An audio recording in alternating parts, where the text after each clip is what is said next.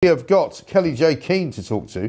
But before we do that, I'd like to play the conversation that she had with the police, because this is amazing. This is one of the greatest things I've ever heard, right? And it's the police ringing up Kellie-Jay Keen to tell her that somebody has complained about something that she's done, right? And just listen to this, watch it. This is a masterclass in how to deal with overbearing Stasi-like police people. Hello, good afternoon. Hi. Just really right. Yeah, all good, thank you. Thank you for responding to our letter. So we would like to invite you in for a voluntary interview in regards to two separate investigations. It would be at a London police station and would be at a date and time of your choosing. Okay, what for?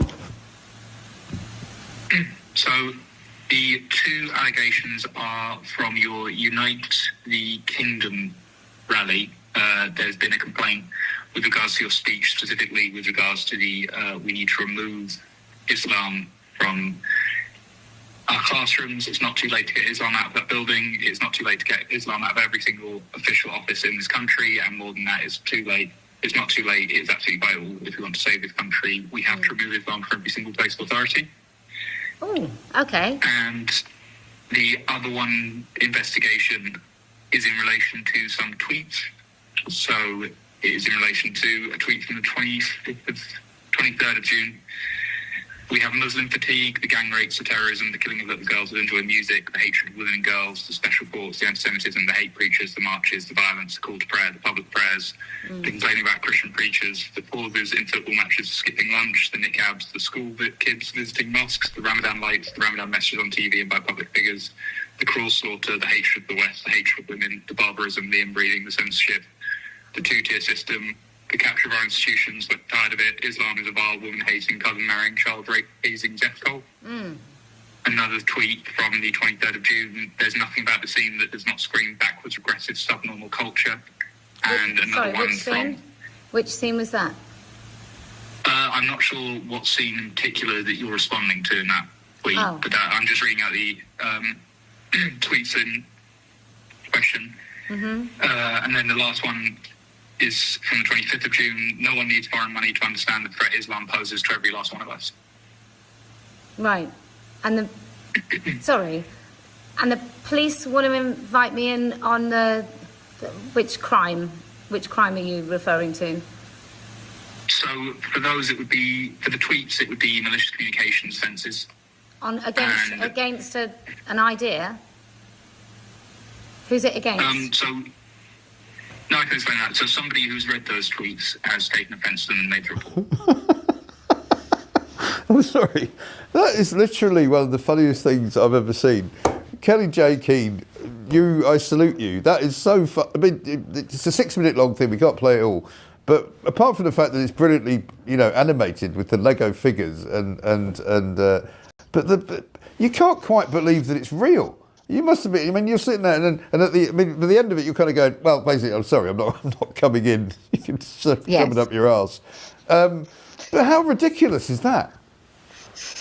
Well, wasn't it a gift that he read out the tweets? Often when they contact me, they don't read out the whole tweets.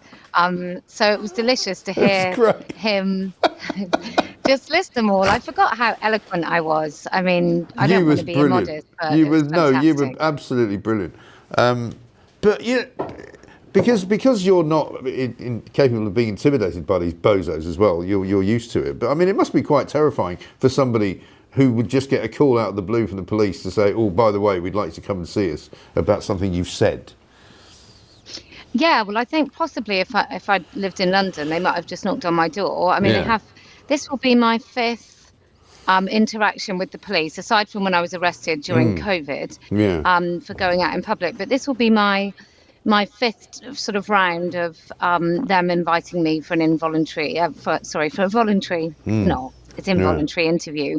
But yeah, I think for a lot of people, it's really frightening because maybe we're all in the know now that the police are not really about upholding the law. They're about protecting certain special interest groups. And one of those special interest groups isn't kind of the indigenous population of the United Kingdom, unless we're on the left, and maybe if I start cross-dressing, I'll be protected, but otherwise, definitely not. Yeah, I don't know if it works in that direction, actually. I don't know if you start cross-dressing as a bloke, I'm not sure if that's protected in the same way that if you're a bloke cross-dressing as a woman. I don't know. And nobody's really tried it. Yeah, it's probably true. Yeah. It's probably true. Although there was a police officer. Well, there was a police officer. I think there was either an autistic or a man with special needs that basically asked a female police officer who pretended to be something else what they were, and they tried to charge him, or did charge him with some sort of offence. So yeah, I mean, it's easier if you're a man and you wear a dress. Yeah, obviously, definitely, absolutely. So has it all gone away now? Because that was obviously they were referring to a tweet that went out on the 23rd of June. It's now whatever it is. It's the 11th, 12th of August. So no, they phoned me 2 days ago. Oh, they phoned you again? That was 2 days. No, that was 2 days ago. Oh, sorry. So that was 2 days ago, right? Yeah. So when you said to them, "Well, I'm not going to come in," they kind of went, "Okay, then." Are they going to do anything else? Well, I think they'll send it back to the CPS to see what the next stage is, and whether or not PACE, I think it's section G of PACE, is whether or not it's proportionate to come and arrest me. I think they might say it is. Bring it on. It'd be great. Yeah, I mean, we can carry it. We carry it live. We come down with the camera and we just film it and just live stream you being arrested by the police for saying Islam's a horrible religion. Well, really? I mean, it's just incredible, isn't it? And as you say, maybe we'll do it. It's just clip up the old policeman reading that statement about why Islam is all wrong and why we don't like it. Yeah. But but it's a chilling kind of thing because we keep hearing all the time, right? Every time you turn on the TV, the police say, "Oh yeah, we don't do that non-crime hate incident stuff anymore." And I love the fact when you said to them, "And what crime is that I've committed? What crime are you actually investigating?" And they don't have one. No. Well, it's the same as my previous tweets. Malicious communication sort of covers everything, and I get it. It used to be that people sent really horrifying, really nasty, offensive, meant to cause offence things in the post, and that's kind of where the law started, and now it's ventured into mean tweets.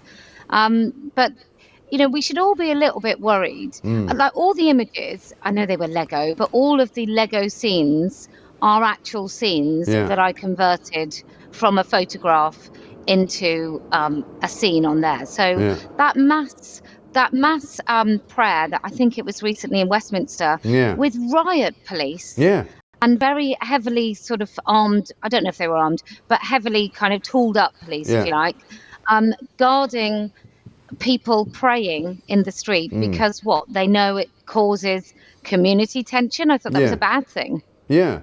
Well, this is the thing, we now live in a world where I was listening to, we played a clip out actually yesterday, the Labour MP for Thetford, which is where they've been having a few demonstrations about the fact that they want to put a load of migrants into a space there without the permission of the ordinary people who live there. And the Labour MP called the people protesting divisive. And it's like, no.